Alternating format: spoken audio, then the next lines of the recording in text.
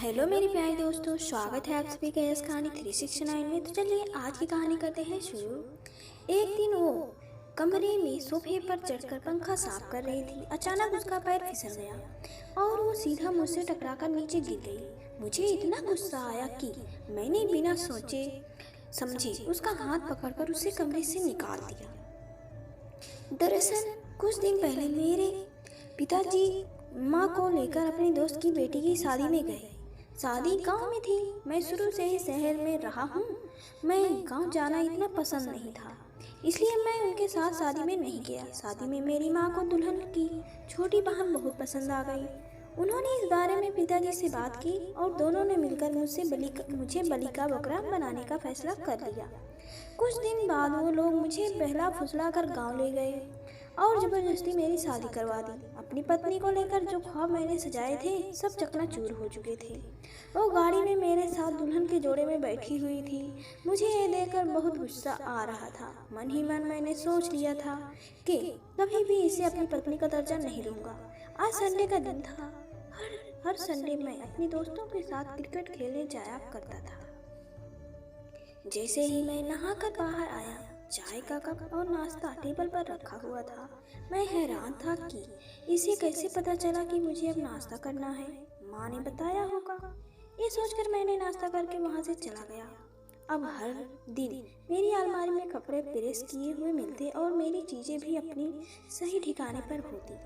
एक अच्छी पत्नी और बहू के सारे फर्ज बहुत अच्छी तरह निभा रही थी, लेकिन मैं फिर भी उसे स्वीकार नहीं कर पा रहा था। रूही में एक अच्छी पत्नी और एक बहू होने के सारे गुण थे, लेकिन मैं हमेशा से एक पढ़ी लिखी मॉडर्न लड़की को अपनी बीवी के रूप में देखना चाहता था। वो अचानक मेरी जिंदगी में जबरदस्ती शामिल कर दी गई थी। दोपहर में थका हारा मैं घर आया और आते ही बाहर सोफे पर लेट गया और टीवी देखने लगा। अचानक मेरी नज़र हमारे कमरे की तरफ गई। वो कमरे में लगे पर्दे के पीछे से मुझे छिपकर देख रही थी, लेकिन मुझे देखकर वो घबरा कर पर्दे के पीछे छुप गई। मुझे थोड़ा अजीब लगा। अगले दिन मैं सुबह नहा कर निकला तो देखा मैंने जो शर्ट पहनने के लिए निकाली थी उसे वो आंखें बंद करके गले से लगाए खड़ी थी। मुझे अचानक यूं ही देखकर वो घबरा कर वहाँ से चली गई। ये क्या कर रही थी मेरे कपड़ों के साथ? उसकी कुछ बातें सच में मेरी समझ से बाहर थी। शाम को मैं ऑफिस से आया तो वो रसोई में काम कर रही थी। मैं रसोई में पानी पीने गया। जैसे ही उसके पास से गुजरा तो उसके शरीर से मेरे परफ्यूम की खुशबू आ रही थी। इसने मेरा परफ्यूम लगाया है, ये सोचकर मुझे हंसी आ गई और मैंने उससे कहा, ये आदमियों का परफ्यूम है, लड़कियों का अलग होता है। वो शर्माकर वहाँ से भाग गई जैसे उसकी चोरी पकड़ ली गई हो। आज शाम से ही मेरे सर में दर्द हो रहा था। मैंने उससे एक कप चाय लाने को कहा। चाय देकर वो वहीं खड़ी हो गई और लगातार मुझे देखे जा रही थी। मुझे थोड़ा अजीब सा लगा। क्या हुआ, कुछ कहना चाहती हो? वो बोली, मुझे मार्केट से अपने लिए कुछ सामान लाना है, क्या आप मेरे साथ चलेंगे? शादी के बाद आज पहली बार उसने मुझे कहीं चलने के लिए कहा था। मैंने जेब से पैसे निकाल कर टेबल पर रख दिए और बोला, मेरे सर में दर्द है, तुम्हें जो लेना है माँ के साथ जाकर ले आओ। उसने चुपचाप पैसे उठाए और वहाँ से चली गई। कुछ देर पहले तक उसका खिला हुआ चेहरा मुरझा गया था। मेरी वही सोफे पर ही आंखें लग गई। कुछ देर बाद जब नींद खुली तो शाम हो चुकी थी। घर पर कोई नहीं था।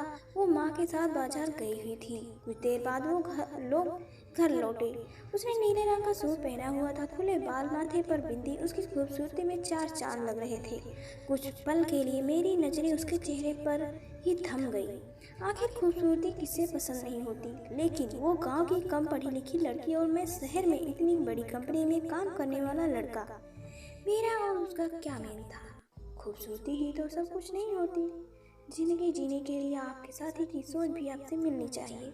सामान कमरे में रखकर वो रसोई में चली गई। मैंने साथ जाने से मना कर दिया था, इसलिए उसके चेहरे पर उदासी साफ झलक रही थी। मैं भी पागल हूँ, क्या जरूरत थी मना करने की? अगर साथ चला जाता तो बेचारी खुश हो जाती। मैं मन में सोच रहा था। पता नहीं क्यों मेरा मन फिर से उसे देखने को कर रहा था। मैंने उसे चाय के लिए आवाज़ लगाई। कुछ देर में वो चाय लेकर बाहर आई, लेकिन इस बार उसने मेरी तरफ एक बार भी नहीं देखा और चाय मेज पर रखकर बिना कुछ बोले अंदर चली गई। मुझे उसका यूं मुझे इग्नोर करना अच्छा नहीं लगा। अगले दिन सुबह भी हर रोज की तरह उसने मेरे कपड़े निकाल कर बेड पर रखे हुए थे। आज घर में बहुत शांति थी, वरना हर रोज उसकी बेतुकी बातें चलती रहती थी। कई बार मैं उसे ज़्यादा बोलने पर डांट दिया करता, लेकिन वो कभी मेरी किसी बात पर बुरा नहीं मानती थी। आज मैं समझ रहा था कि वो मेरी कल की बात से नाराज है। नाश्ता टेबल पर लगाकर वो फिर से रसोई में चली गई और तब तक बाहर नहीं आई जब तक मैं वहाँ से चला नहीं गया। हर रोज की तरह वो मुझे गाड़ी तक छोड़ने भी नहीं आई थी। ऑफिस जाकर भी मेरा किसी काम में मन नहीं लग रहा था। वो मेरे भरोसे ही अपना सब कुछ छोड़कर आई है। अगर मैं उसे एक पत्नी का दर्जा नहीं दे सकता तो क्या हुआ? एक दोस्त के नाते उसकी छोटी मोटी ख्वाहिशें तो पूरी कर ही सकता हूँ। ये सोचकर मैंने उसे फ़ोन किया और कहा, आज मैं घर जल्दी आ जाऊँगा, फिर हम दोनों साथ में बाहर फिल्म देखने चलेंगे और रात का खाना भी बाहर ही खा लेंगे। ये सुनकर वो बहुत खुश हुई और बोली, आप सच कह रहे हो ना? हाँ, सच बोल रहा हूँ। ये बोलकर मैंने फ़ोन रख दिया। शाम को घर पहुँचा तो वो पहले से ही तैयार होकर बैठी थी। उसके चेहरे की वो हंसी वापस लौट आई थी। ये देखकर मैं भी खुश था। फिल्म देखते हुए कई बार उसका हाथ मेरे हाथ को छू रहा था। उसका यह स्पर्श मुझे बुरा लगने की बजाय अच्छा लग रहा था। मैं भी अपनी पत्नी के हाथों में हाथ डालकर घूमना चाहता था, उसे अपने दिल की हर एक बात बताना चाहता था, लेकिन वो सब इस तरह होगा कि मैंने कभी सोचा नहीं था। रात को करीब 10 बजे हम घर पहुँचे। मैं बहुत थक गया था और आते ही सो गया। सब कुछ ठीक चल रहा था। एक दिन मेरे एक दोस्त ने मुझे बताया कि आज उसका अपनी पत्नी से झगड़ा हो गया।